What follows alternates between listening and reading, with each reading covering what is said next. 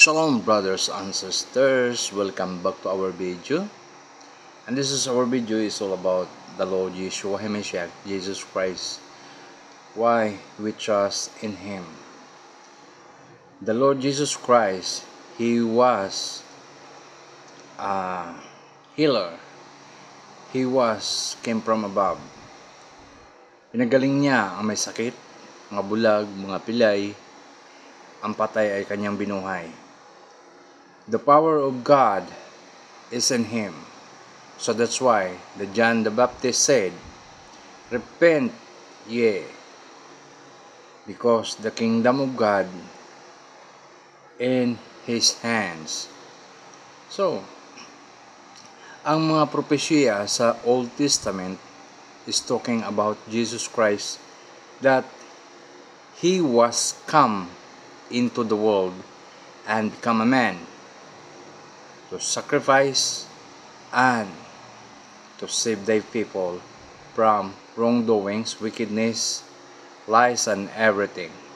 So that's why we must trust the Lord Jesus Christ, because He is the most powerful, the Almighty, and the Savior of all mankind. Bakit tayo maniniwala sa walang kabuluhan at walang kapangyarihan na nagmula sa Diyos? Walang intervention sa mga tao ang kanilang Diyos. Ang Diyos sa Biblia may intervention sa mga tao, nakiusap sa mga tao at sa mga propeta. Bukod tangi lang ang bulaang propeta ay hindi niya kinausap at hindi niya nakaharap kahit sa mga anghel man lang. Ginamit pa si Angel Gabriel upang i-deceive yung mga tao at ibahin ang kwento about Jesus Christ. So that's why, sabi ni Jesus Christ, beware of false prophets shall come to you in sheep clothing, but inwardly they are ravening wolves.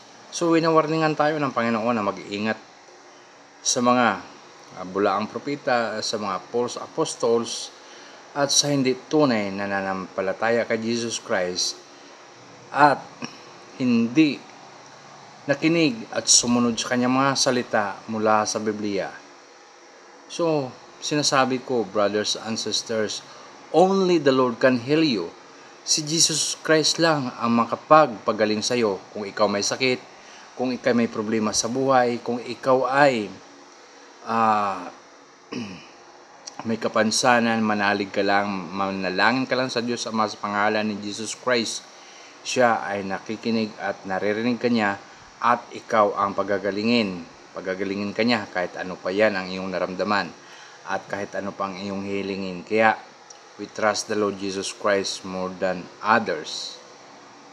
The Lord love us. Kahit ano pang nagawa mo kasalanan, handa kanyang tanggapin at patawarin.